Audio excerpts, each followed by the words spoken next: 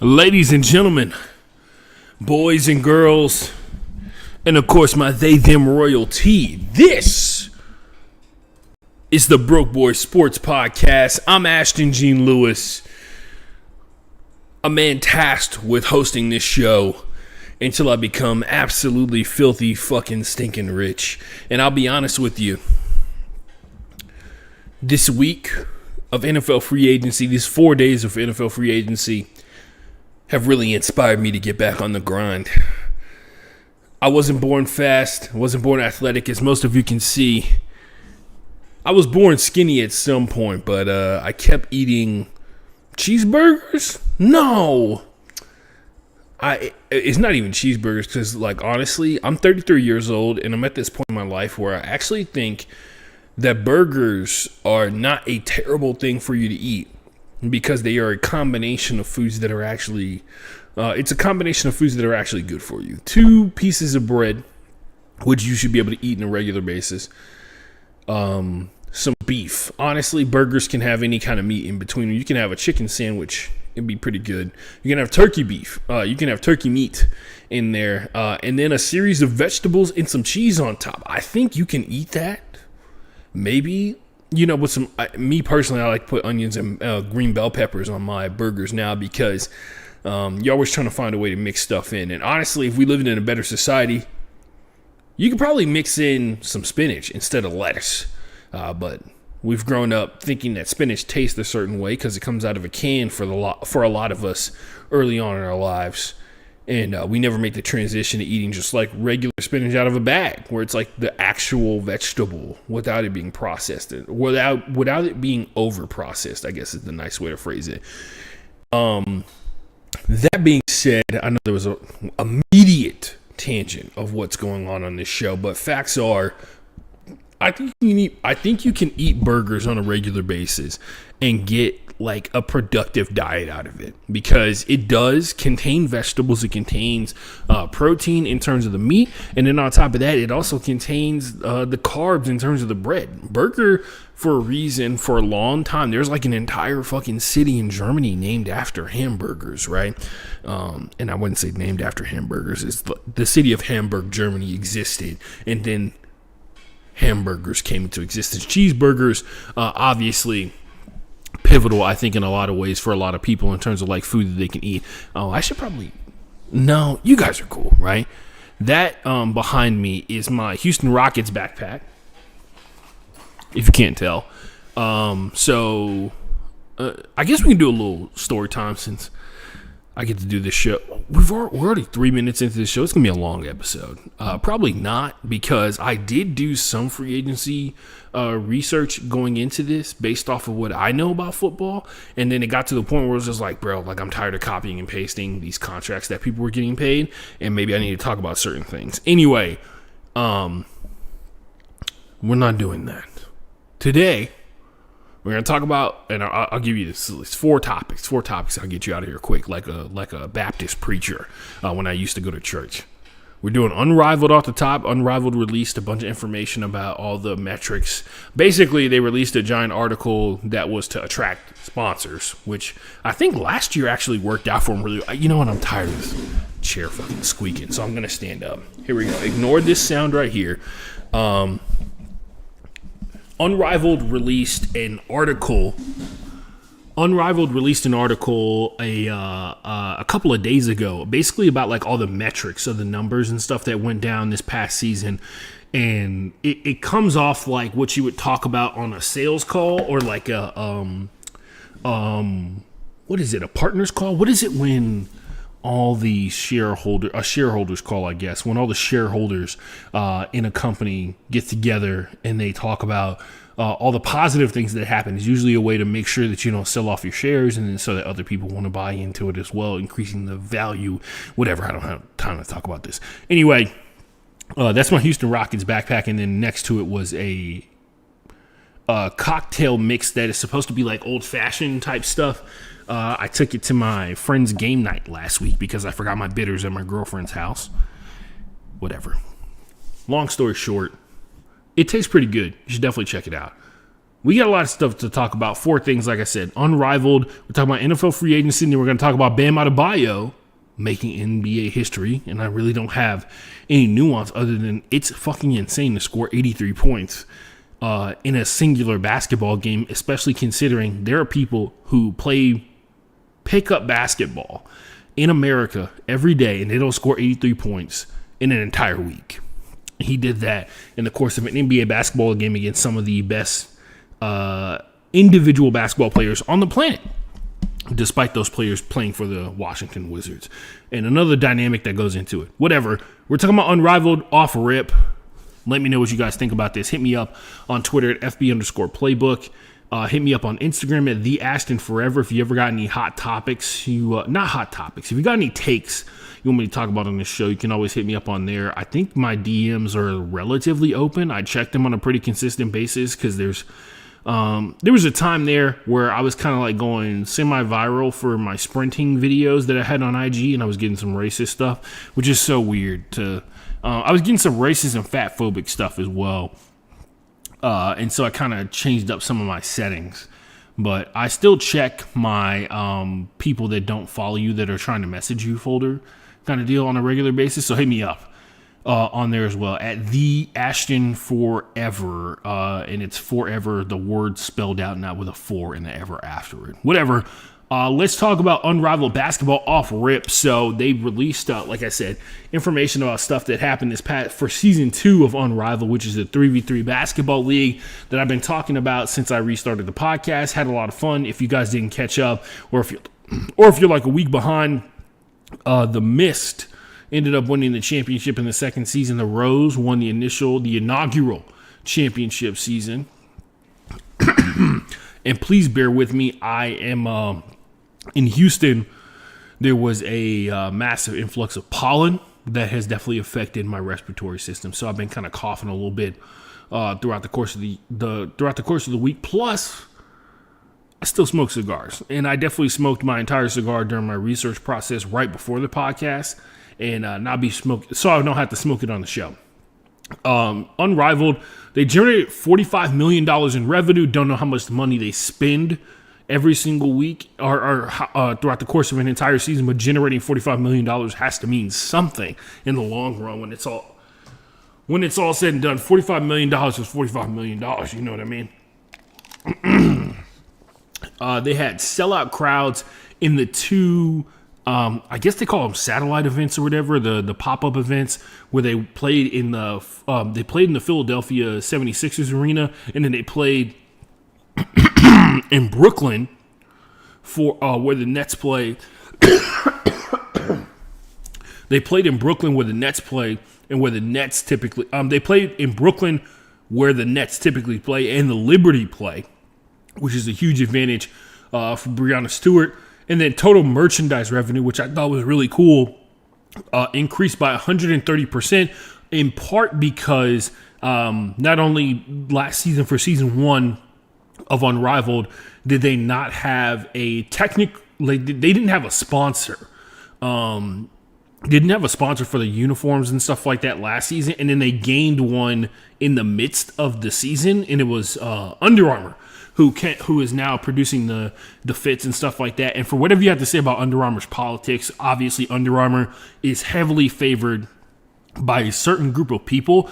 And I say this as certified fat guy, right? Like, I put hashtag fat life on every single post that I put on Instagram. Under Armour makes sizing for the girth of American people. And so I'm a big fan of that because there's a lot of times where professional athletes who get forced to wear uniforms that don't necessarily fit their body type. Under Armour, at the bare minimum, makes a looser fit of every single thing that we think about, like when we think about large, medium, small, extra large, all that kind of stuff like that. Not to say I'm a big fan of Under Armour, but nonetheless, uniform sponsor is huge in general for the league, especially for a league that is predominantly women, predominantly black women, and it has a lot of very openly queer people in a world where you want people to be more free to be themselves, right? But yeah, 130% increase. I will say this also comes on the heels of them adding 2 new teams. No, two of those teams, the Breeze, have immensely popular players in particular in terms of Paige Beckers, Dominique Malonga, Rakia Jackson, and Cameron Brink, right? That combined with the fact that they also had some player collab stuff. Like they had this one company that specializes essentially in women's basketball apparel named Playa Society. They had 2 different drops throughout the course of the season, and they instantaneously sold out. Like legitimately, my girlfriend tried to get them the day that they came out, and they just weren't available by the time she was able to click on to the link and stuff like that. And that's typically how Playa Society stuff goes. Moving on, this I thought was interesting. The Breeze, the Phantom, and Rose generated the most merchandise value. I will say this, hands up, I'll be honest about it myself. I don't think the Phantom have good uniforms. I think Phantom have uniforms that look like they were designed by like a 14-year-old boy if they were asked to make a cool basketball uniform in terms of like the color scheme and stuff like that. And then the Rose and the Breeze have some of the most popular players in the league overall. Obviously, number 1 on this list in terms of jersey sales was Paige Beckers. If you were an Unrivaled fan, you saw it yourself when you go to the Unrivaled website and you try and click on jersey sales for individual players. Basically, everybody on the Breeze had their jerseys sold out instantaneously. Same thing went for the Rose. As a person who tried to get one of the larger sizes, by the way, if you're one of those people out there, and I mean this from the bottom of my heart, and I've said this on this podcast before, and I'll say it again. If you're one of those people who buys like oversized gear, stop. You're taking away from big people like myself. You know what I mean? Buy your size. You know what I mean? But yeah, Paige Beckers, Chelsea Gray, who obviously is one of the most dynamic players not in women's basketball in general, not just the WNBA or in Unrivaled as a whole. Chelsea Gray, amazing basketball player. Kelsey Plum, who had a massive flip of what she looked like in year 1 of Unrivaled in terms of this year as well. And then the Natasha Cloud, and I'll be honest, Natasha Cloud, extremely skilled basketball player, but you know with Natasha, as what Natasha's brand, who she's attracting in a lot of senses is, and I respect her for that. Jackie Young, also one of those people who is universally appealing, I think, is the correct term I'll start using on this podcast. But nonetheless, I thought it was pretty cool that Breeze, Phantom, and Rose, all 3 of those were playoff teams. Breeze was the brand new team to the league that only existed because of the success of year 1, right, where they basically triggered a piece of the Unrivaled contract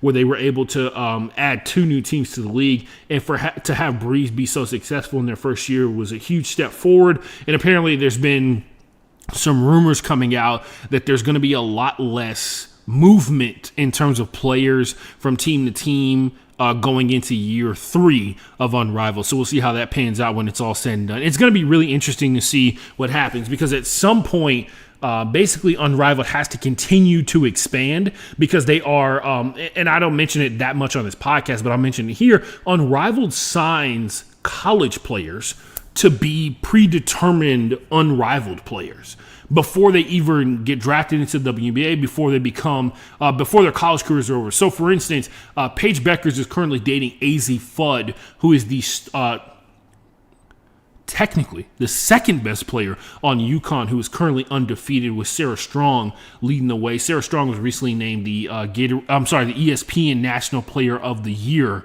for women's basketball in general. But AZ Fudd is automatically already signed up to be a part of Unrivaled when she goes pro.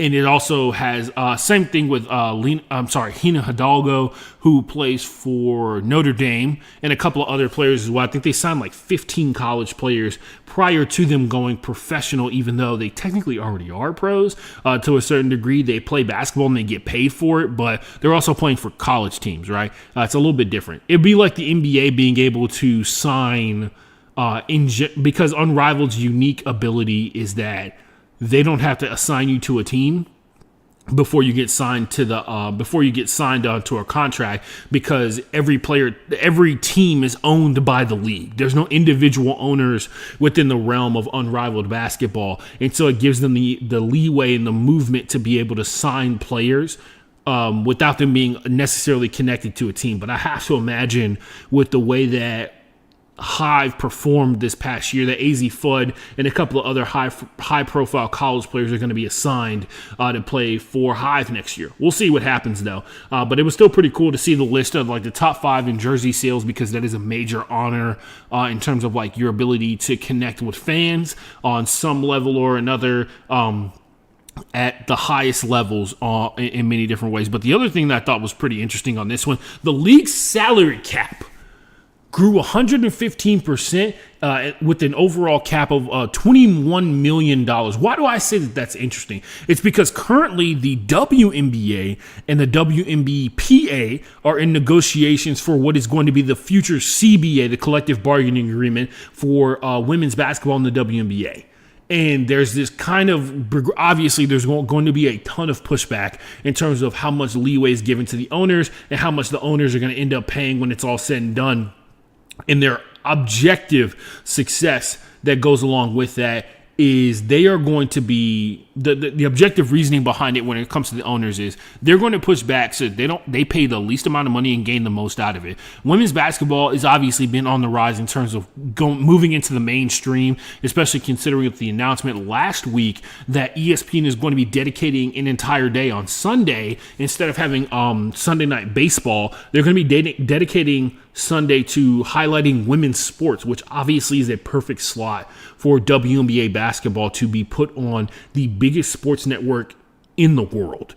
And that's going to go a long way in terms of success for women's basketball. But WNBA players are just basically their argument is they should be getting a bigger slice of the pie. Like the total amount of money that is allocated out towards the players is significantly lower than a lot of other professional leagues that are playing on the scale that the WNBA is. And their whole argument is they got to move on from that, right? Like they got to move towards the future, which means that the women got to get paid more. That's why they wore their shirts, pay them what you owe. That's why the fans were chanting during the Unrivaled Championship and in the Unrivaled semifinals, pay them more, pay them more.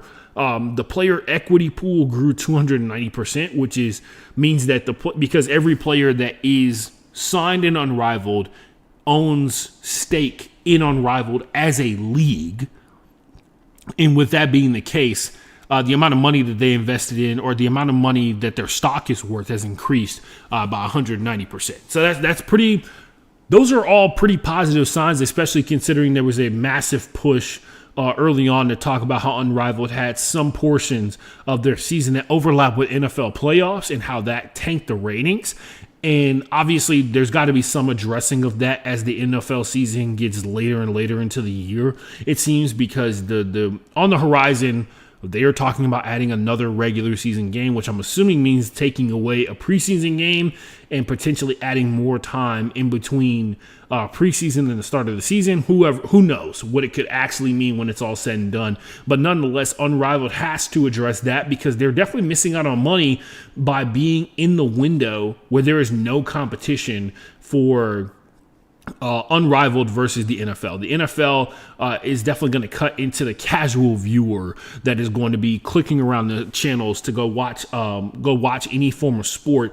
And if football's on, even casual viewers will gravitate towards the football because that's how intense the culture is of football here is in America. Anyway, I just wanted to bring that up just because. Oh, sorry, that was loud. I just wanted to bring that up just because we spent a lot of time talking about the CBA negotiations between the WNBA and the WNBA, and a lot of the argument with the league is the number of people who pay attention, the number of people who give a shit about women's basketball not being as high as they want you to believe. And it clearly is when you see Unrivaled as a league that is in year 2 that started off. I mean, I guess you could say every league starts off in the negative, but nonetheless, Unrivaled is a league that is playing 3v3 basketball, has the best talent in the world, condensed onto one roster, or condensed onto a series of rosters, and they're still drawing in major big time numbers on non-traditional. I take that back. very traditional basketball channels in terms of America. TNT and True TV are the locations for March Madness every single year, basically since I was born. I don't think there's ever. I'm sure other people can tell me that, where March Madness was hosted before, because there was a time where you couldn't watch every single game of the tournament on TV. You only got like the big time matchups or whatever, and you got reports about what happened in the other games. But TNT and True TV are a massive part of one of the biggest sports tournaments on the planet, and that's March Madness overall. But yeah, no, Unrivaled has been doing their thing, man, and to sit here and try and deny that is absurd on a lot of different levels. And I just wanted to take some time, because it's probably the last time I'm going to be able to talk about Unrivaled in a reasonable manner. But I just wanted to point out just how successful that league has been. It is because there are people who believe in the strength of labor. The people who do the work should get the most money. The people who do the work shouldn't be the ones who are benefiting the most off of, the people who don't do the work shouldn't be the people who are benefiting the most off of the people who are actually skilled in a lot of different ways. And Unrivaled is a premium example of when because it is a player owned league that was started by two players in the WNBA, with seed money that was drawn in from other people. And it is player forward, player focused on a lot of different levels than we see when we talk about male sports. And it seems like it is skyrocketing at a level that I think a lot of people would say is unanticipated, because there's a lot of pro leagues out there. I play a sport that has existed for, I want to say, 14, 15 years or something like that. And it was directly connected to one of the biggest phenomenons in terms of like literature into film, in terms of Harry Potter. I play Quidditch.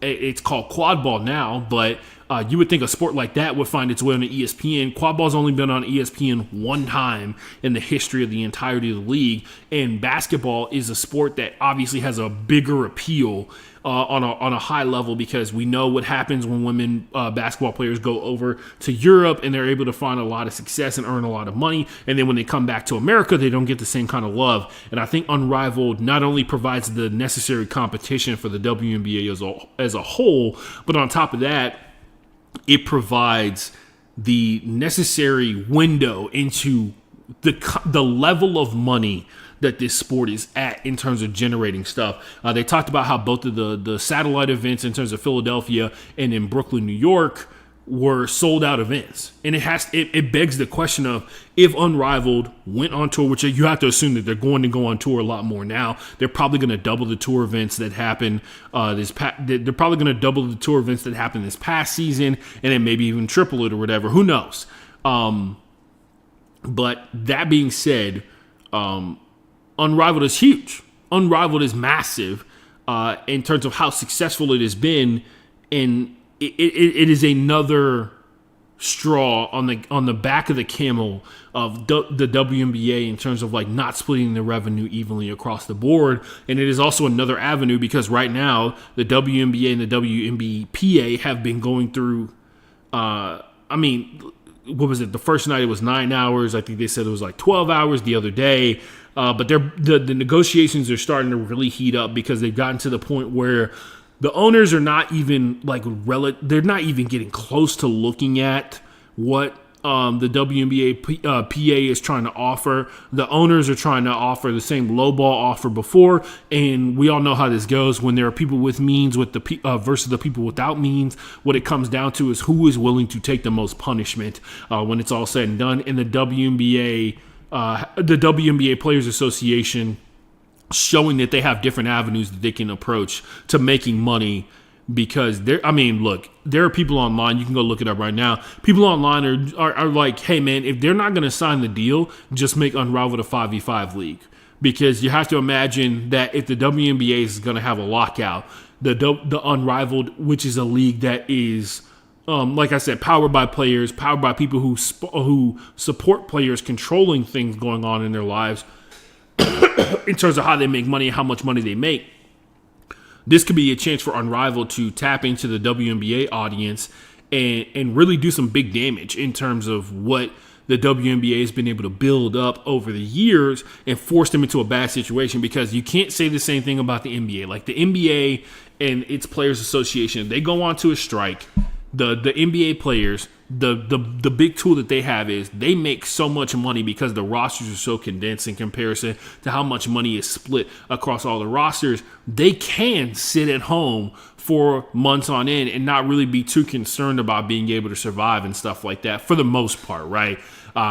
They're not going to go play overseas. They don't have another domestic league that they can go join in that's going to give them comparable money and maybe in some cases better money than what they were making on their rookie deals, because right now unrivaled basketball players make better money than rookie WNBA players, right? Or first-year WNBA players on their first contract. And that goes a long way. That goes a long way, man, in terms of being competitive and getting competitive CBA negotiations done. It's why the NFL really struggles to get any sort of progress when it's all said and done in terms of the players overall making a ton of money. It's why the NFL has not been able to secure guaranteed contracts for NFL players all these years, right? Because if there was another league, like for instance, people talk about, oh, you can go play in Canada, you can go play in Mexico, you can go play overseas and all these other leagues. They don't pay you practice squad money. Right, like a lot of these leagues that you're talking about, they don't pay you practice squad money to be able to go play in their leagues. And you're talking about guys who, on the high end of football, are making multi-millions of dollars when they get a paycheck every Tuesday before going into game week, right? And it's just not because there is no competition for the NFL. Their labor union does not have a leg to stand on in terms of making demands versus what the owners are willing to dish out, right? And that's what we've seen come to fruition in a lot of ways. So it's kind of a good thing that Unrivaled. It's not kind of a good thing. It's very good in terms of just basic business sense that Unrivaled exists in comparison, in opposition in some cases, to the WNBA. But yeah, that's all I got, man. Let's talk about NFL free agency. Moving on. Let me get the Google back up. I got the close camera angle, and I think I do stand up because when I stand up, it makes me get my points out a little bit faster because I'm not wearing the best standing shoes that I own when it's all done. Hold on. Let me pull it up right here. Tony Dungy, and I'll start this off. Tony Dungy announced on Twitter, I guess today or yesterday, he will not be returning for Football Night in America because he hasn't had his contract renewed or anything. Understandable. I'll be honest with you. Tony Dungy, American. He is Black history in and of itself. He is also a man who holds some hateful ideals about how the world should look. So it's really tough for me to sit here and feel really bad for him. Same thing I could say about Lou Holtz. My mom told me, if you don't have anything good to say about someone, don't say anything at all. I don't necessarily agree with that, but I'm also going to elect to not speak about Tony Dungy or Lou Holtz right now. Shout out Maria Taylor. There we go. That'll work for both of them. Oklahoma's freshman point guard Aaliyah Chavez has been named the ESPN National Freshman of the Year. Ironically enough, she was named the SEC Freshman of the Year, which is really funny to me. When it's all said and done, just because Aaliyah Chavez has been on a tear overall. When it's all said, what she's been able to do with Oklahoma and put them in terms of relevance, in terms of putting them in position for the NCAA tournament has been insane. H-Town, hold it down. Aaliyah is apparently from Cyprus, but also from Monterrey. Shout out to her. You know, we live in a multifaceted world in a multifaceted country. When it's all said and done, I wish her nothing but success. I remember getting Instagram reels about her. Instagram reels of her highlights 2 years ago from one of my guy friends who doesn't really talk about women's basketball that much, but he was a big fan of her. And look at what she's done now. Same thing. Shout out to Sarah Strong, ESPN National Player of the Year from UConn. She's the best player on UConn. A lot of people's opinions when it's all said and done. Shout out to her. Other stuff in terms of, before we get into NFL free agency, veteran defensive end Bryce Huff randomly announced his retirement. He's 27 years old. He announced his retirement today, and then on his Instagram feed, he is like on top of a mountain and reading off of it was an ad read. He's starting a business that helps create counter-reactions to lithium battery fire, which I didn't know was that big of a deal, but apparently it is for a lot of different people. Maybe it's one of those things I'm not well read up on, but shout out to Bryce Huff. He's made like $40 million in the course of his career. Shout out to him, and wishing him all the success in the world, just because being an NFL player is pretty tough, and then for him to dedicate his time after his NFL career to try to find a way to make the world a safer place. I got nothing to give him the thumbs up on that one. All right, let's talk about the mess. Speaking of the mess, when it's said and done, I gotta stop saying that. Speaking of the mess, today's mess, it's not really today's mess, it was like 3 days ago mess. The biggest news out of NFL free agency was the Baltimore Ravens and the Las Vegas Raiders agreeing to a trade in question, right? Because it happened before NFL free agency officially began. Just many of these deals, they're all speculation, even though they're essentially like, hey man, I'm trying to make sure that I can hit the ground running, and at midnight on the day of the new league year, I can start signing these dudes to contracts. One of the biggest deals was Max Crosby, who is the superstar Raiders defensive end. That Aqib Talib apparently questions whether or not he would defensive end, which is ironic considering the guy that they chose to sign over Max Crosby. Max Crosby, elite, big-time pass rusher, crazy. Call him Mad Max because his motor is insane. Plus the fact that his body type, he looks like a basketball player more so than anything else. Man. He looks like a basketball player more so than a defensive end in the NFL, but somehow his level of toughness, his strength and everything, all that paying out for him to be able to go out there and make plays consistently at a high rate. Max Crosby, one of the best pass rushers, was originally slated, like legitimately, he has a podcast where he did a goodbye letter to the Las Vegas Raiders fans. He, by the way, the original nation when it comes to sports fandom, Raider Nation is the only nation that me personally, that I only respect in sports. It's just really whack when everybody like, yeah, Colts Nation. Alec Pierce signed his extension with the Indianapolis Colts. He was like, Colts Nation, I'm back. And I'm like, there's no such thing as Colts Nation. Like, you're gonna, like, come on. Like, for real. Raider Nation is a real thing. The Raiders were big time in a time period in America where not everybody was able to watch all of the games. Some of the games were blacked out because back in the day, kids, the crazy rules they used to have set up was you wake up on a Sunday, go to try and watch football on TV, and the rules said, I think it was 50%. So if the game wasn't sold out or the game wasn't 60% full, it wasn't shown on TV. Which I would love to hear from like some old heads about like, hey bro, so like how does that work? You like the cameraman? Can you imagine if that existed today in the modern, which is why the NFL exists, right? Where, hey man, there's like a production truck outside. There's 27 cameras in this arena. There's every single player on every single team, plus the water guys, plus the referees, plus the announcers, the color, the broadcasters, the spotters. There's a flyover set to happen, and it's not going to be on TV because they didn't sell enough tickets. That is legitimately what football used to be like back in the day, and that's when the Raiders used to dominate. They were a really good team in the 80s and stuff like that, and they've had some legendary players. But Max Crosby, what was I talking about?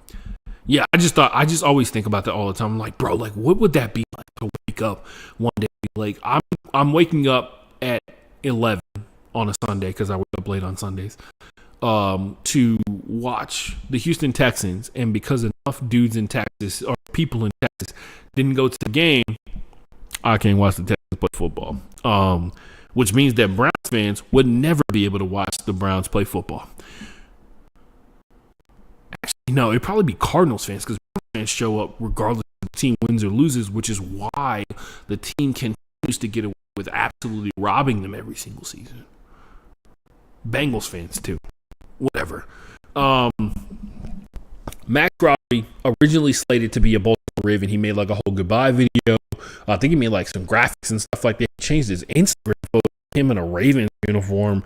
Shout out to Photo. By the way, an industry that has been attacked like no other with the rise of AI, the Photoshop jersey guys who Photoshop jerseys on the players. There has never been an attack on an industry like we are seeing right now, because I'm pretty sure Adam Schefter has he uses AI for his jersey swaps, whatever. Real skill by AI. Big bummer. Moving on, Max Crosby, Trey Hendrickson.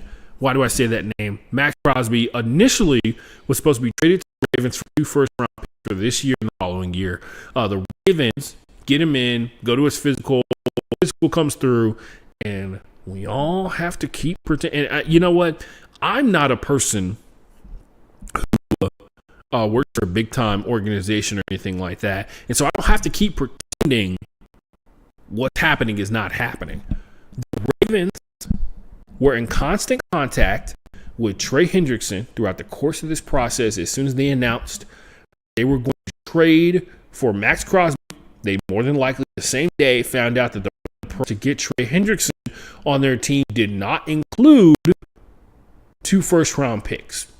The scouts and the GMs and the assistant GMs all got together and they said, hey, man, if we get Trey Hendrickson without giving up 2 first-round picks, would that be better or the same as us getting Max Crosby? And they're like, there's no defensive end that lives in this world or the next that is going to be worth the amount of money that we're going to pay Max Crosby. I think it's like $120 million for 4 years, plus 2 first-round picks. So we can get a guy who's even slightly worse than Max Crosby for the same amount of money.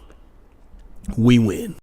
A lot of people use this as a time to talk about other instances where the Ravens have backed out of deals, because that's what the Raiders posted on their Twitter account. Well, really, I'm assuming across all their social media accounts that the Ravens have backed out of the deal. Max Crosby is still a Raider. I implore you to say this. If every time a team cuts a player from their roster, if every time Max Crosby like player gets cut from their team, you have to wonder, why is it just business when the player gets fucked over, but not business when a team gets fucked over? I've wondered that for quite some time. I think the answer is pretty clear. It's because some of you guys just don't understand that this is just a game. A lot of people don't understand this is just a game, and they treat it like it's something a lot more. I don't know, man. They care about the team a lot more than they care about the individual players that are in the uniforms, which says a lot about people, I think. But for the most part, that's all I kept saying. Like, people were like, "Oh man, does this mean that people won't do business with the Ravens?" And I'm like, it's called doing business. Bad things happen all the time, bro. Right? Like, if we're gonna be the society that is constantly like, every time a player gets fucked over by a team in terms of like, you didn't get your sign, you didn't get all this, you didn't get the extension you thought you were going to get, they didn't approve your guaranteed money to be paid out in your salary even though you met your incentives, which happens sometimes. You can't be the people that are also like, oh man, you guys fucked the Raiders. I'm like, you know who the Raiders fucked over? They're fans for like years at this point. So when I hear people complaining about the Ravens being skeevy or scum and all that stuff like that, and people aren't going to do deals with them, I'm like, well, the Ravens keep paying out money, and you get them in a situation where they have to sign on the dotted line, because really what they did, they agreed to a trade. They agreed to a trade before said trade happened, right? Based off the legal assumption to be negotiating trades before all this jazz goes down in terms of free agency, and then the Ravens come out on top because they got a better deal for a player they think is comparable or better than Max Crosby, and then they back out of the deal. Not necessarily a skeevy thing. You got to do what's best for you. Eric DeCosta is the new general manager for the Baltimore Ravens, who's replacing Ozzie Newsome, a longtime legendary dude, winning the Hall of Fame twice as a player, as a executive for a reason, because he know how to identify talent. I have to imagine Eric DeCosta either made a phone call or got a phone call from Ozzie Newsome about what was down. He don't like the idea because Newsome in his time period as general manager established the culture of we don't trade draft picks away. You don't know what those draft picks can turn into. While the Ravens clearly are a team that is unfortunately in an all-in type situation, the Ravens and the Bills find themselves pushed up against it like no team before. They are all in, and I'll say the Ravens, in my heart of hearts, just because I have some personal bias, it always feels like the Ravens are ahead of the Bills in terms of like building a better team because there's so much of like the defensive half of the game where the Ravens look like they're significantly better than what the Bills put out there. But you know who made the playoffs and who didn't. Anyway, yeah, man, this like people being pissed for the Raiders when they didn't get the deal that they wanted is always just a little bit annoying because it's like you care more about this business. And I get it. Actually, I don't get it because the Raiders have not brought very many people joy in the last 20 years. But when it comes to the Ravens, if you're a Ravens fan, you got to be happy that you know that your front office is willing to do the cut stuff to be successful, right? And maybe, just maybe, when this is all said and done, because what we know right now is that the Max Crosby trade, Max Crosby failed his physical is what he said, but you have to remember we live in a world where like you can say you failed your physical because the doctor for the team was told to say you failed your physical, right? It doesn't actually mean that you're still hurt or anything like that. That happens in a multitude of situations, and I'll address this. There's one thing going around, and as usual, there's a video going around of Will Compton talking about a guy who I assume he's friends with, named Ryan Grant, who I remember as a wide receiver for the Washington football team, right? And back in the day, he was supposed to sign a big deal with the Ravens. The Ravens failed him in his physical because of an ankle injury and stuff like that. And everybody just sees the video of Will Compton talking about how the Ravens fucked over his friend, and then all you have to do is click on the comments, and you can see the example of the Ravens were right in that situation because Ryan Grant did not deal with the Ravens, and then he subsequently ended up playing for the Colts, and over the 2 years for the Colts, he played 16 games. If you guys don't recall, that means he either missed the entirety of he missed an entire season's worth of games in the course of 2 years, and then he didn't play in the NFL again after his 2 years with the Colts. This is not to prove the Ravens right. It is just to diffuse that story that has been going around about this situation because I've seen it before, and I'll be honest with you. If you're listening to this podcast, you've watched this podcast before, there's certain people that I don't like. And it's for a multitude of reasons, but Will Compton and Taylor Lewan, there we go. I used to listen to their podcast when it first started out, and I kind of drifted away from it just because it didn't really feel like they understood what they were going for. And some of the stuff that they joke about and have fun about is like real meathead type stuff. But I used to listen to their podcast for a while. It just wasn't for me when it was all said and done. But when the recent presidential election came around, I saw him like on stage with the president, and I was like, okay, cool. I made the right decision. They get down with some stuff that I don't get down with. And so, you know, to see Will Compton going around misrepresenting what happened with Ryan Grant feels a little bit for stuff that he also aligns with in a lot of different ways. Max Crosby potentially getting traded to the Ravens would have mattered for the Ravens as a team because Max Crosby's production was 100 recently Raiders this past season. They were one of the worst defenses in the NFL, mainly because of the offense that they were set with in terms of efficiency and stuff like that. But the Ravens subsequently, and a lot of people were speculating that this was going to happen as soon as they saw that the Max Crosby trade kind of fell through. They were like, oh, Trey Hendrickson must be cheaper. They're going to sign him. Lo and behold, Trey Hendrickson is now a Baltimore Raven. I will say this, one thing to point out in this situation, and I think it's a thing that I believe overall, and maybe if you're a football fan, you believe this too. One, defensive end, does not change the very nature of how well your defense runs. The Ravens were a team that really struggled getting pressure consistently or at any consistent rate throughout the course of the season, let alone the entire game. So it's really hard for me to believe that Trey Hendrickson is going to step in and change the way that the Ravens operate up front. They had some great run defense, but when it came to getting to the passer, that's what did them in. That's why they looked so terrible at the beginning of the season. They had to make a lot of drastic changes in terms of how they ran their defense. Luckily, they had a defensive coordinator who was smart enough to be able to adjust to the cover 3 scheme that led them to being into a contender. If they had known that from the jump, that they were going to have basically zero pass rush, you have to imagine their whole season would have gone completely differently. But that is the story of Max Crosby and Trey Hendrickson. As of right now, and I'm looking on Twitter, no updates on what's going on with Max Crosby. No updates other than, the Raiders were in a good enough position. They went out and got a bunch of free agents that did not interfere with the fact that Max Crosby is now back on their roster. Now, there could be a time later on where a deal like this does happen, and it doesn't have to necessarily be the Raiders or anything like that, but a deal like this could happen.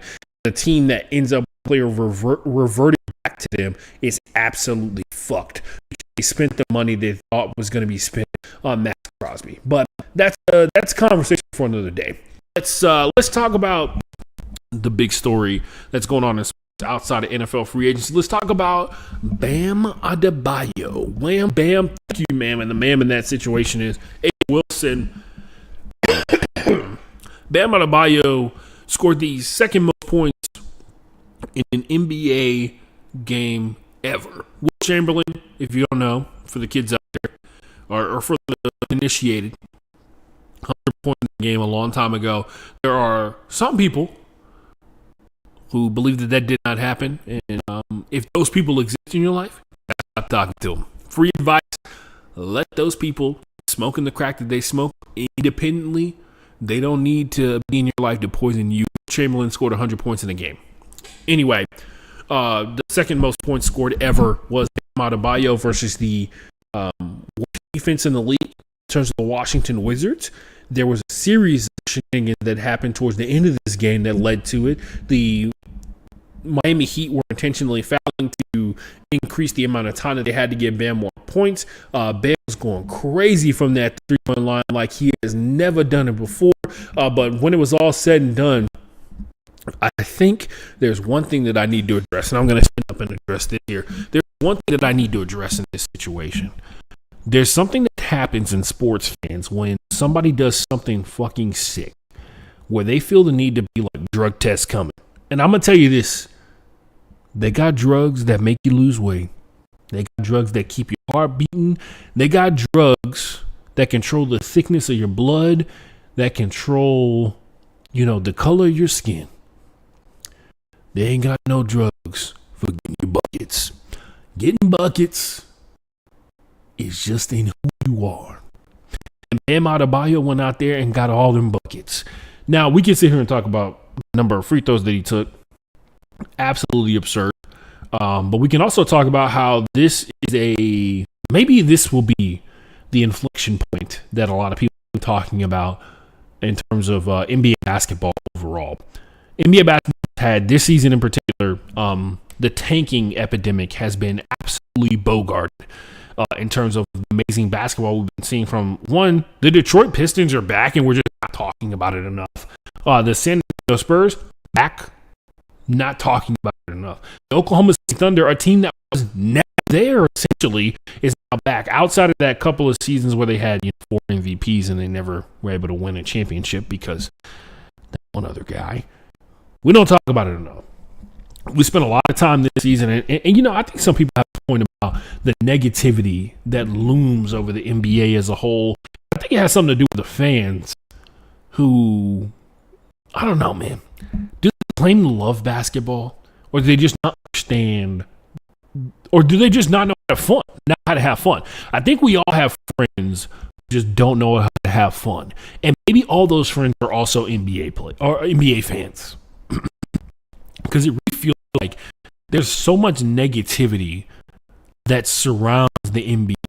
And some of that has to do with, obviously, we live in the hot take era where people are constantly looking for a take to be able to down. Like last year, there was a lot of people who were just refused to address this.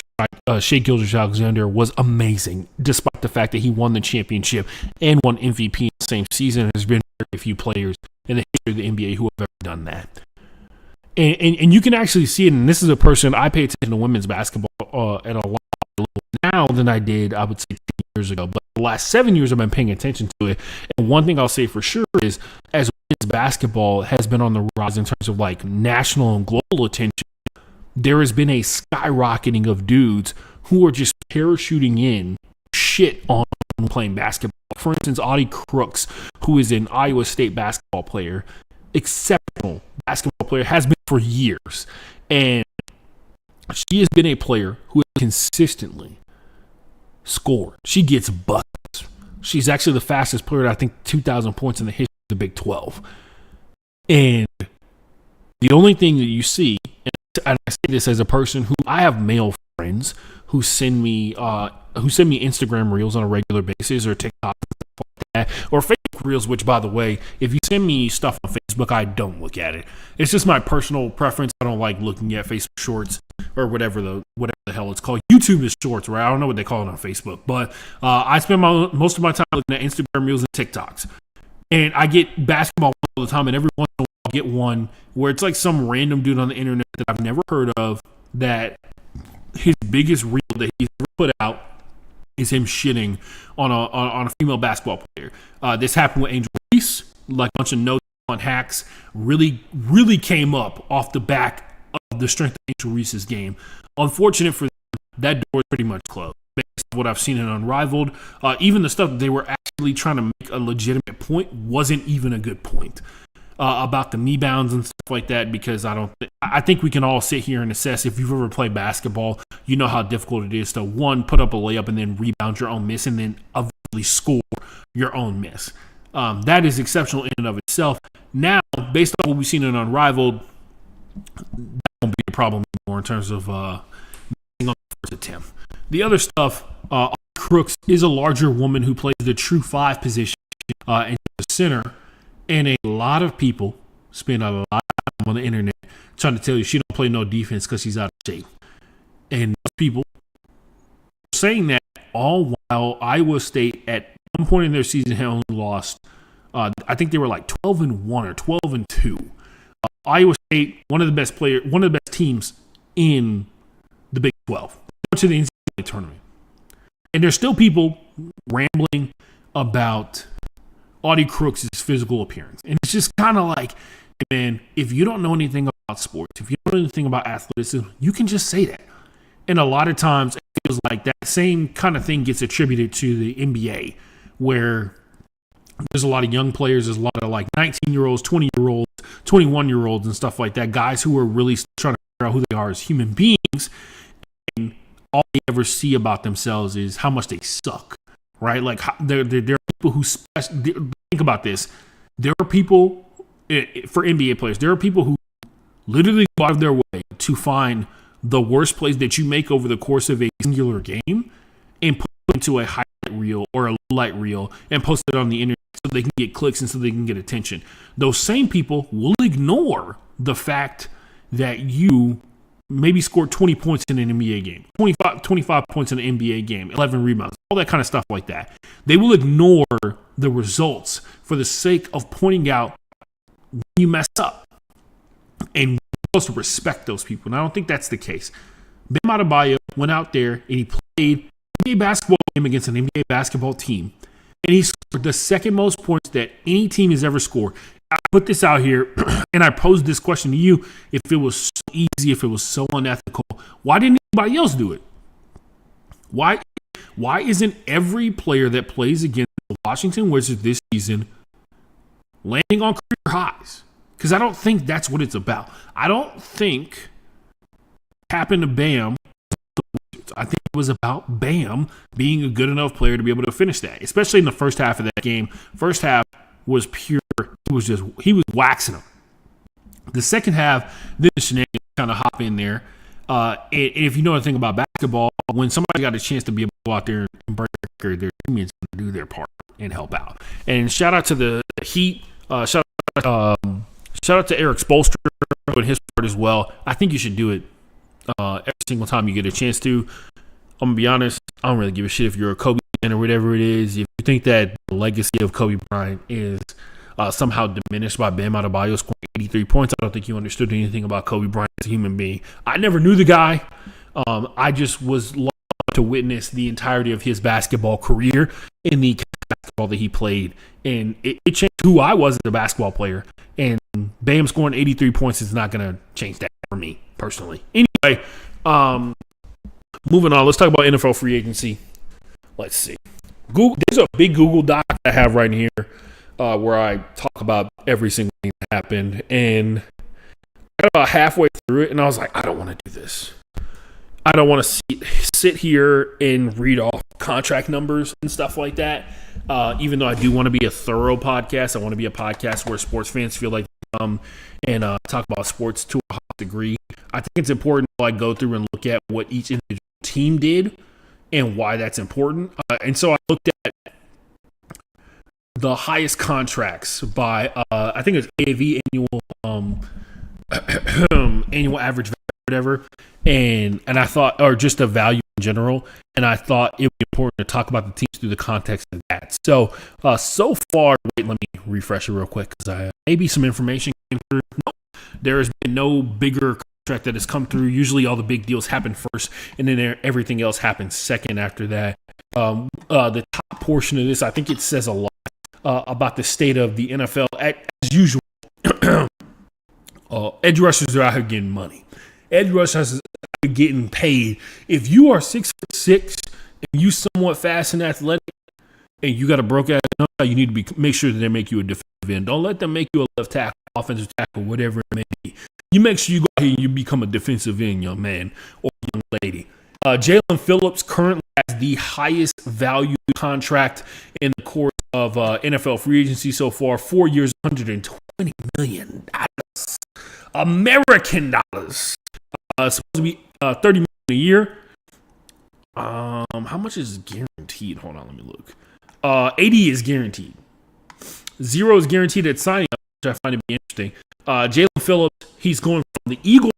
Well, he went from the Dolphins to the Eagles to the Panthers. If you recall, that's basically like it's kind of like no, it's not Pokemon evolution. The Eagles would be the last form of the Pokemon evolution. But to sit here and talk about he went from being the guy with the University of Miami, played for the Dolphins, which is really cool, was really successful there, and then the Dolphins kind of like tearing everything apart, knowing he's worth a bunch of money. Jalen Phillips is a young edge rusher, and that seems to be the overall theme of free agency. If you're an edge rusher, let alone a young edge rusher, let me make it rain. And luckily for him, Carolina got some good food. So, but yeah, the Eagles, the Panthers. Sorry about that, ladies and gentlemen. Like I said before, I definitely had some respiratory infections or respiratory infection earlier this week. I'm not here to deny or joke about that. It's a real thing. The Eagles let him go, despite him being a big part. I would say he was a part of one of the best defenses in the NFL this past season that led the Eagles to making the playoffs and then subsequently getting bounced in the first round.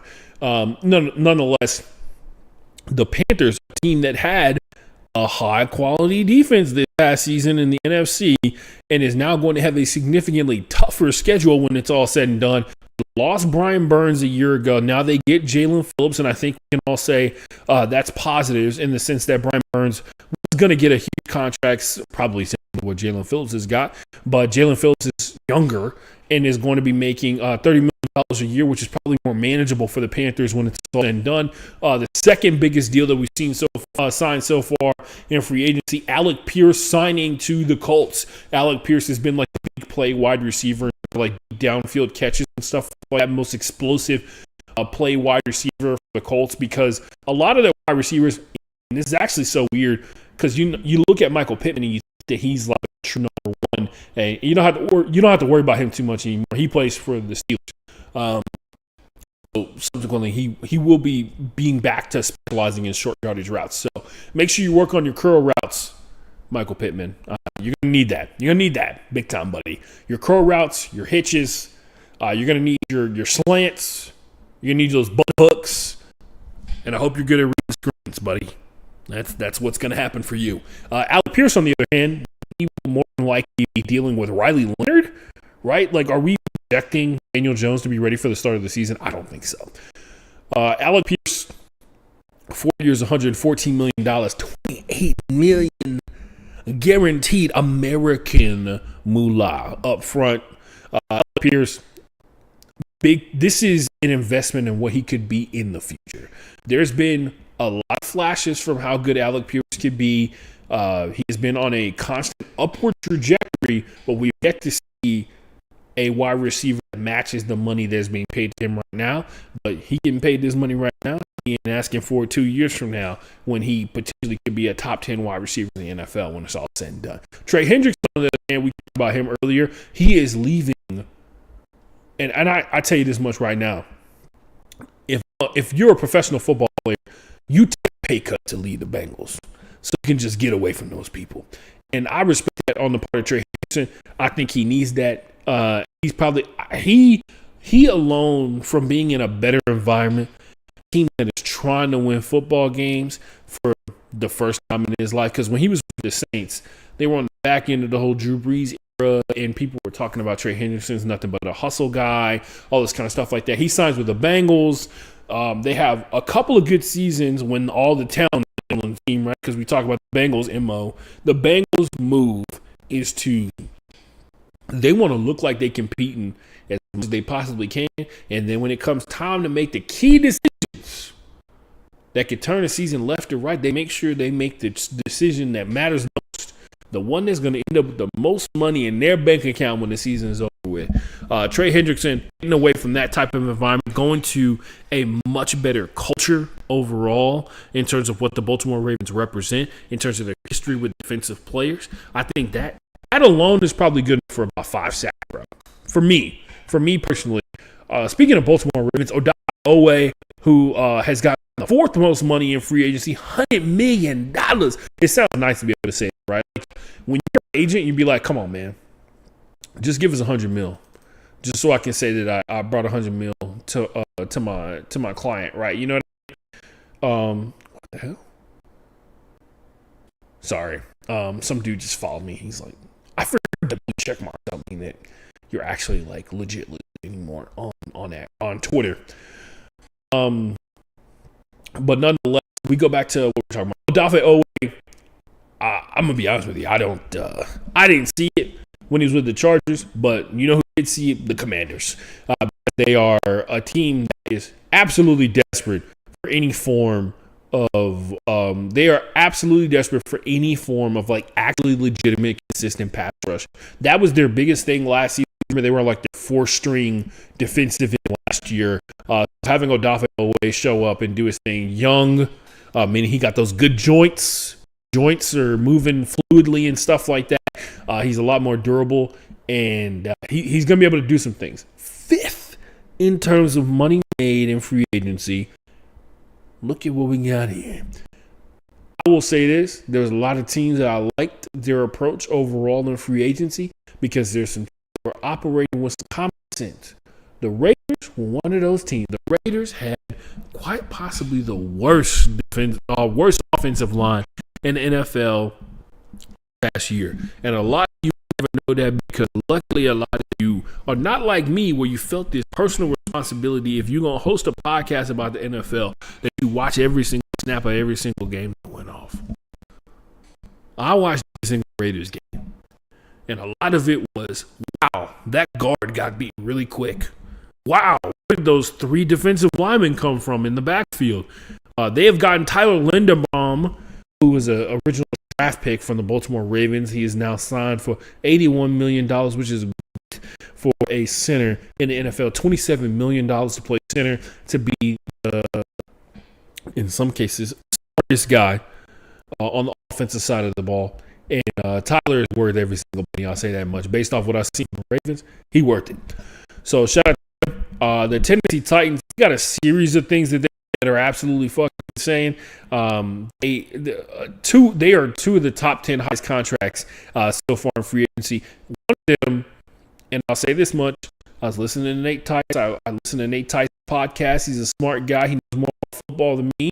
I'm willing to admit that and try to educate myself. He was right about this one. I try not to copy too many people's takes, but he was right about this. Wan'Dale Robinson, who 3 years ago I probably felt a little bit different about who he is as a wide receiver, and maybe it's because maybe he is better than what I think about when I think about Wan'Dale Robinson right now because of the situation that was going on with the Giants last year.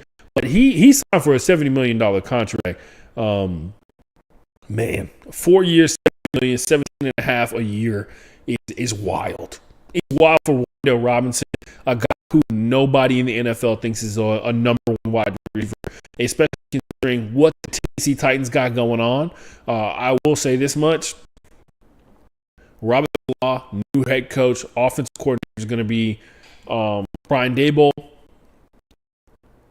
If there is ever going to be a key inflection moment where you talk about something that got Brian Daboll fired, it'd probably be this contract right here. I'm not going to lie to you. It definitely feels like you look like this guy gave Wan'Dale Robinson $60 million. But at the end of the day, I like pretty much every single move that they made that was outside of Wan'Dale Robinson for all that money. Every other move, I was a big fan of. They got Wan'Dale Robinson. They got Daniel Bellinger, who I liked with the Giants last year. They signed 3 offensive linemen, 3 or 4. They signed 2 offensive linemen. They signed 4 new defensive ends, including a trade for Jermaine Johnson from the Jets, who I think I said on this podcast is the best pass rusher that they had last season outside of Quentin Williams. And then they signed Jacob Martin, who was really good with the Commanders last year. Jordan Elliott, very good. And then John Franklin Myers, who was the 2nd or 3rd best pass rusher for the Broncos last year. Plus Solomon Thomas, who has progressively gotten better throughout the course of his career. They traded for him from the Cowboys for a 7th round pick. And then on top of that, they signed Alontae Taylor, who was that defensive back for the Saints that I kept mentioning throughout the course of the season. Despite how bad the Saints looked, Alontae Taylor looked really good. Joshua Williams, he signed to a 2-year deal. Who he used to play for the Kansas City Chiefs, HBCU grad, by the way. That was cool. Moving on. I like pretty much everything except the Wan'Dale Robinson deal with the Tennessee Titans. That's all I'll say. Romeo Doubs is clearly signed to the Patriots for $68 million for the next 4 years. He's like $17 million a year. And this is a clear attempt swap for Stephon Diggs, who was the number 1 wide receiver for the Patriots this past year. And Romeo Doubs is probably, younger. He's not probably. Stephon Diggs turns 32 or 31 this upcoming season. Romeo Doubs, younger, experience with a good high-level core. That he know how to get open, and that's important. And strangely enough, we're outside the top 10, and Malik Willis appears for the first time so far. So during the course of the rebuild, the Dolphins are investing in the concept that we all have known exists for a long time, but not very many people have invested to this degree, right? Like Malik Willis is making $67 million over the next 3 years, which is a little bit higher. $22 million is the resurgence of the mid-level quarterback deal, right? Geno Smith reminded people that you can pay quarterbacks less than $40 million a year, and now they're going to take advantage of Malik Willis is the backup QB for the Green Bay Packers. He started, 2 or 3 games? He looked pretty damn good at it. A lot of people think that they can get the same kind of result as Malik Willis, with despite the fact that Mike LaFleur won't be as much. I'm not here to question that. Malik looked really good when he played for the Packers. We all knew that he was going to be the hot agent coming out. He has already said in his press conference he didn't understand how to play quarterback at the NFL level because of the system that he came from in college was nowhere near as complex and as detailed as what he has dealt with in the NFL so far. So you have to imagine all the physical tools, which is what everybody was talking about during the draft, that maybe he can get together. Now, can he put it together on a bad Dolphins team? Because you have to assume the Dolphins are going to suck this year. They basically cut every wide receiver that they had on the roster. And they have Devon A-Chain, which will go a long way. But everything else is like they re-signed a couple of defensive players. But when it's all said and done, Malik Willis is an interesting situation. He's clearly in a downgrade from the Green Bay Packers. But is he, is he circling the drain for the Dolphins so they can hit the tank button again later on this season? Because they tried to do it with Mike Daniels as the head coach, and that just didn't work out for him. But only time will tell, I guess, on that one. Jonathan Franklin Myers, we mentioned him already. Absolutely amazing signing from the Denver Broncos to the Tennessee Titans. The Titans have done a fantastic job of building one out of the two halves of the team last season for the Titans. The defense played the best and most consistently. There's been a massive investment from Robert Saleh on the defensive half of the field, and that is quite possibly, other than getting a really good offensive line, that is going to go the longest way in terms of making sure that a quarterback feels like he's in a safe environment where he can go out and do his thing. Like, look at what happened with the Texans this past year, right?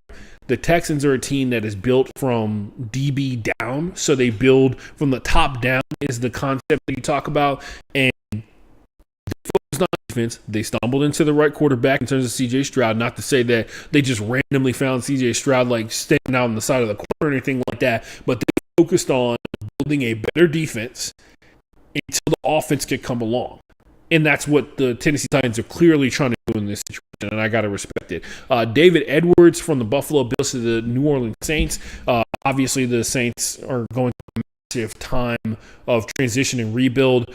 David Edwards is going to be an offensive lineman that hits out a young quarterback who looks like he could have the juice. I'm not here to tell you that Tyler Shutt has the juice, but he could have it. Biggest deal coming out of this one. The Seattle Seahawks, a team that has made, I think as of now, 927 on March. The Seahawks have finally made a move in free agency.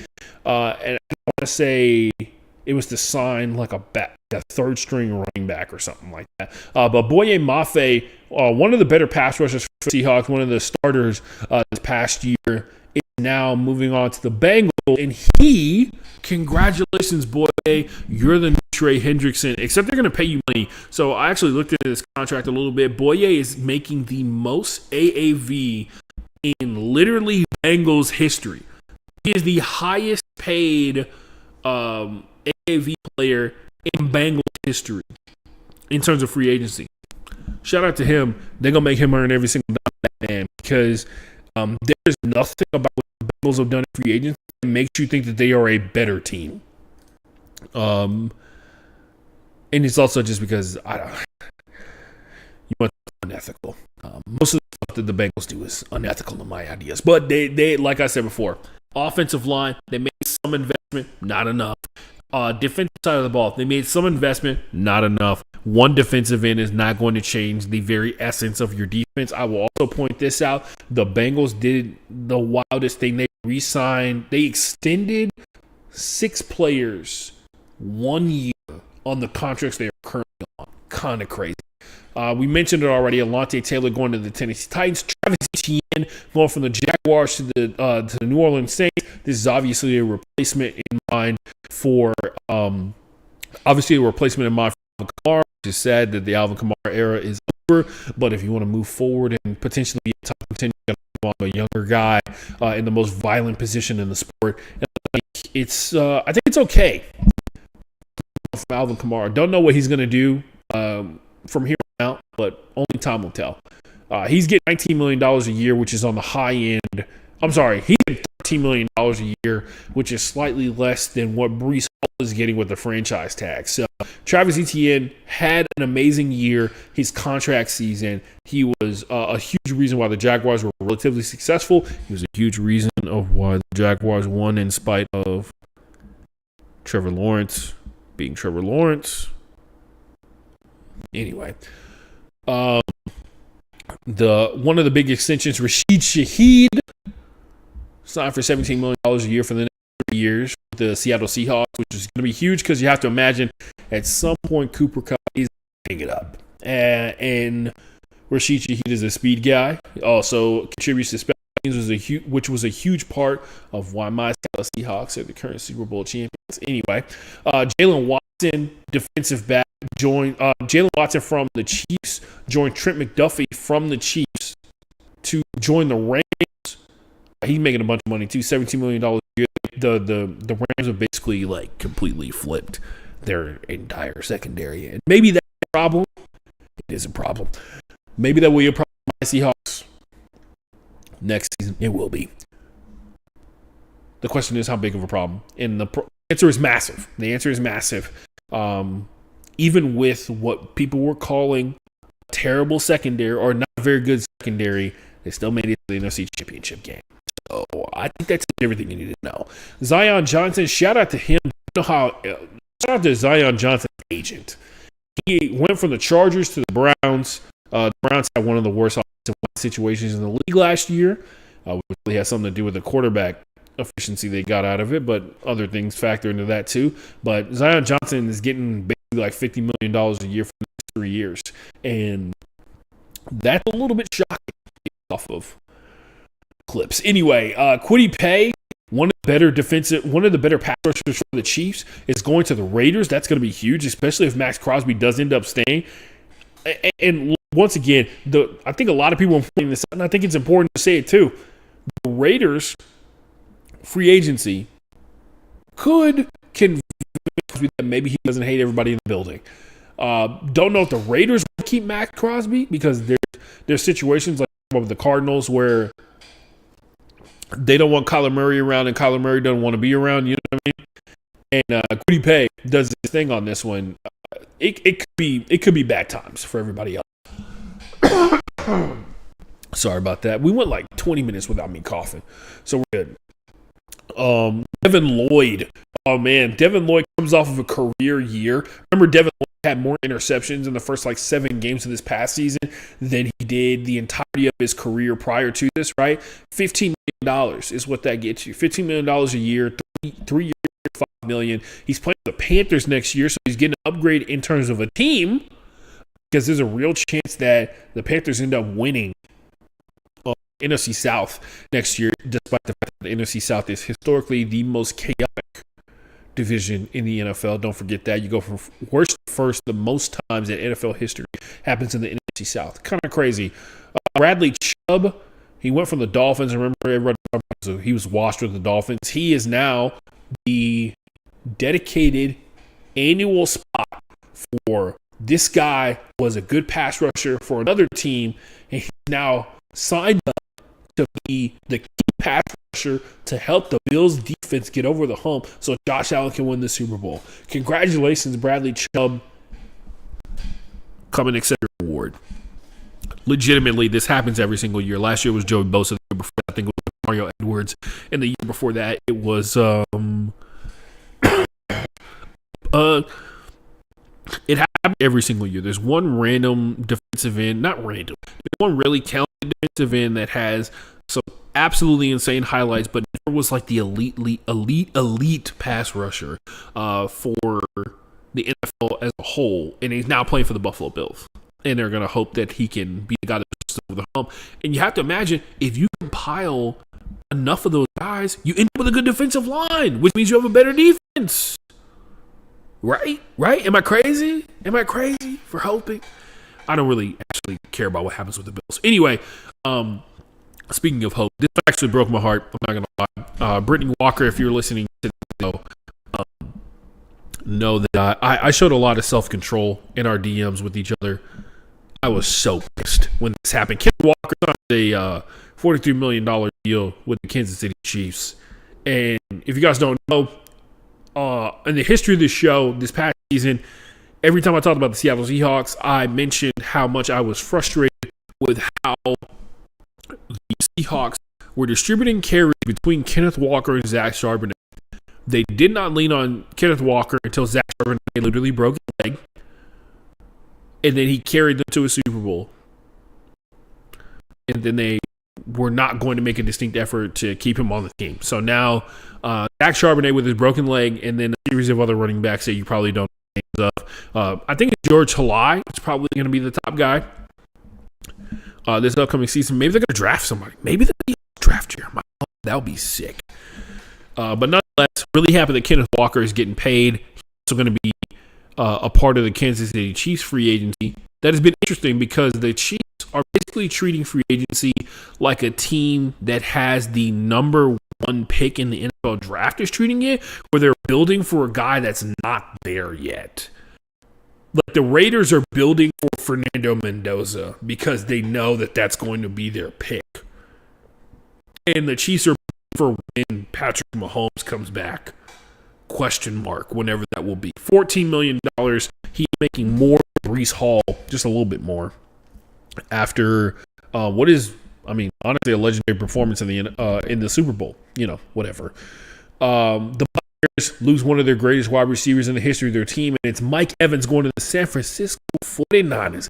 Living California love, I'll say this. Mike Evans, he is from Galveston, Texas. He loves me by the water. And now he gets to return to a semi-ethereal San Francisco.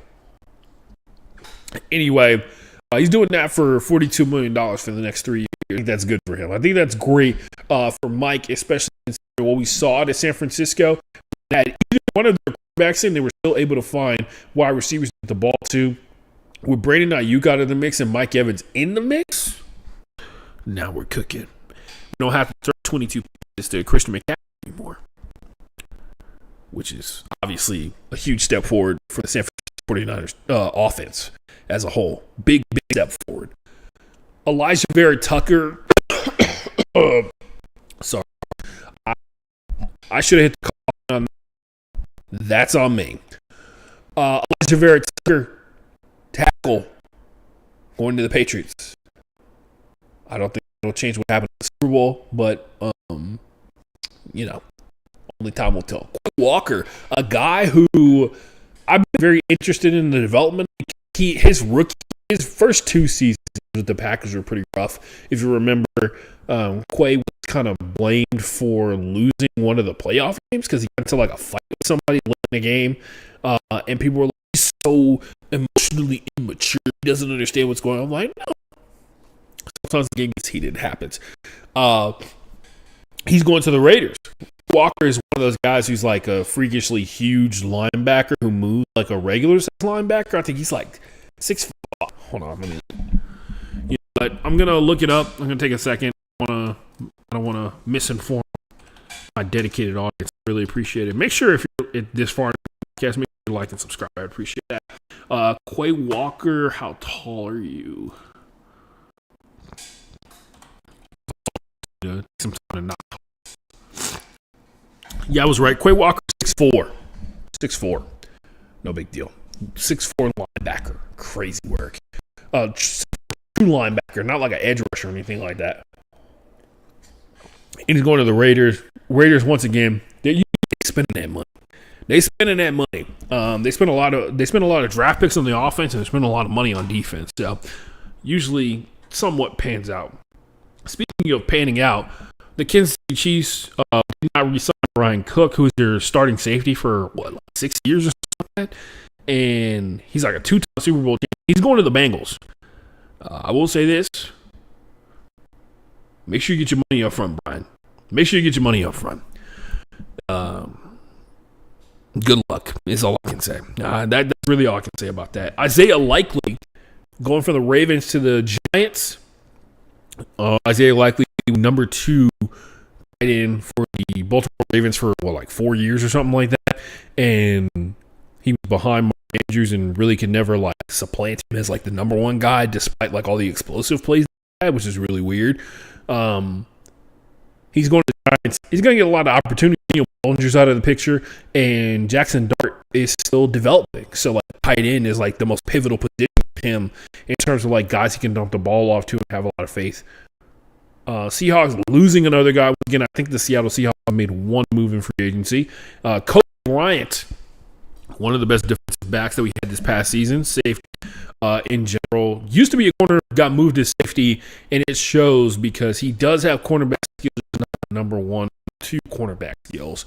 And he was able to go out there and do his thing. He's going to get a bunch of money from the Chicago Bears, who, by the way, don't know how this happened. They let Jaquan Brisker out of the building, and he's not for the Steelers, which is brutal because Jaquan Brisker is the kind of safety that a team that values safeties like the Baltimore Ravens would love to have. But who knows, man? Who knows how it all shakes out? Speaking of Steelers players, the Steelers got a new guy, Jamel Dean. Have we heard of this guy before? Jamel Dean, one of the better defensive backs in the NFL overall. He just got bad hands. He plays corner. He can mirror wide receivers damn perfectly. He just can't catch interceptions. He's now going to the Steelers, the team that's notorious for playing elite level defense. Whatever, man. It's crazy. I mentioned before, Quay Walker is going to the Raiders. Another linebacker that's ridiculously good is going to the Raiders, and Nakobe Dean. Are the Raiders back? Probably not. I cannot emphasize the amount of pressure that is on Fernando Mendoza to go out here and not be ass. Which he will be, because he's a rookie. He deserves to be ass. Nakobe Dean, Tremaine Edmonds, a guy that I'm always shocked every single time he gets cut. When he got cut from the Bills, it was shocking. When he got cut from the Bears, it was shocking just because of how good he is and his size that goes along with it as well. He's now going to be replacing what looks to be Bobby Okereke, who got cut by the Giants as a linebacker. He's getting paid $12 million a year. Pretty clutch. I'm going to be honest. This podcast is about to probably end a lot sooner than I anticipated because of this call, which is only getting worse, I will say. Tremaine Edmonds, big upgrade at linebacker for the Giants overall. Jalen Naylor is moving on to the Raiders. He's getting paid $11 million. He was the 4th wide receiver for the Vikings. And we'll say he did get progressively better in all the time that I saw him. Speaking of people who got better, Caden Ellis, we talked about on this podcast, he has 4 brothers. He has 3 other brothers in the NFL. And he's going from the Falcons in the NFC South to the Saints in the NFC South. That's pretty good. That's a good life to live. I'm not going to lie. But yeah, the Saints they're up their secondary. Caden Ellis is a linebacker. Sorry, I get them all mixed up because they don't all play this position. Caden Ellis is a linebacker who used to play next to the white guy on the Falcons, who is from Nathan Landman, who is from Zimbabwe. Yeah, don't forget that. Nathan Landman, the linebacker for the Rams from Zimbabwe. His parents were missionaries. There you go. I saved you a click. Caden Ellis moving on to the Saints. That's clutch. Also, to see a linebacker succeeding. I'm looking at a bunch of these other picks that happened. Tyler Biotis, which is one of the crazier ones. He's getting paid $10 million a year. He's going from the Commanders to Chargers. That's important just because the Chargers, we're not sure what's going to happen with Sean Slater this upcoming year. We have to imagine he's going to be back. He got hurt during training camp. And outside of that, man, Tyler Biotis is just going to help out an offensive line that was fucking horrendous last year. And any improvement is improvement is the way that you have to look at it. Any improvement, Jonathan Allen will also be joining the Bengals along with Boye Mafe. So, there wasn't very much across the defensive line. There's a lot of emphasis on the younger players possibly panning out for the Bengals, and that just didn't turn out to be the case. So now Jonathan Allen is joining up with them, and that's a positive. That's a positive overall for the Bengals. Like I said before, still have no faith.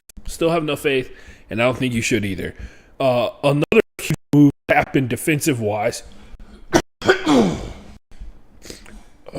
Oh, man. Lodi Gilman going from the Ravens, a huge part of why their defense had a massive turnaround at the halfway point of the season. He was originally the Chargers, traded to the Ravens. Huge part of the defense was able to actually be effective in the back half of the season and was a big part of why the Ravens actually were able to be one game from the playoffs. He's one of the Chiefs. So I'm sure the Chiefs in Spagnuolo know exactly how to use it, which is wild because you would think that Adebayo all the safeties for the Chargers that you think would be getting traded away be James because of the value that he presents as an individual player. But Alohi Gilman has shown somehow he is shined bright next to Derwin James of all people, a guy who plays like literally every position. Reed Blankenship has been signed from the Eagles to the Texans. The Texans' whole free agency, you have to say that it was a positive in the sense that they signed 4 offensive linemen and a bunch of defensive players. Pressure on the guys that they draft coming up in this draft is going to be insane. It's going to be next level, top tier type stuff because the guys they draft, because the guys the Texans draft in this upcoming draft are going to have to be guaranteed starters. And like not just regular starters, like really good out the gate. It doesn't happen often, like rookie offensive linemen. So it's really tough.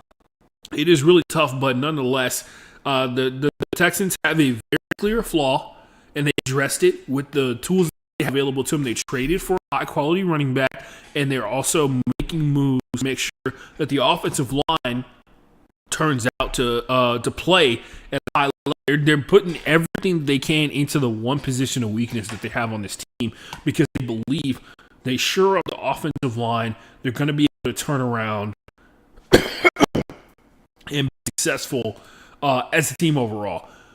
I'm going to be honest with you. I think that's pretty much all I got in terms of free agency, and my call is getting worse. I'm gonna check out. I'm gonna check out this one. Oh, other thing that I want to talk about. Quincy Williams, who got benched as the Jets linebacker, is now playing for the Browns. I think it's cool. That's my body saying no, and I'm gonna listen. You can hear it in my voice. It's pretty bad right now. It's bad, guys. It's okay. Next week, I know the allergies will be passing because spring will be officially sprung.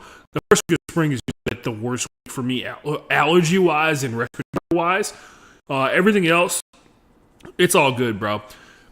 Tell me what you thought about everything we talked about on the podcast. I'm going to go and spit up a bunch of phlegm, sneeze, clear out my nose, and try to make it through.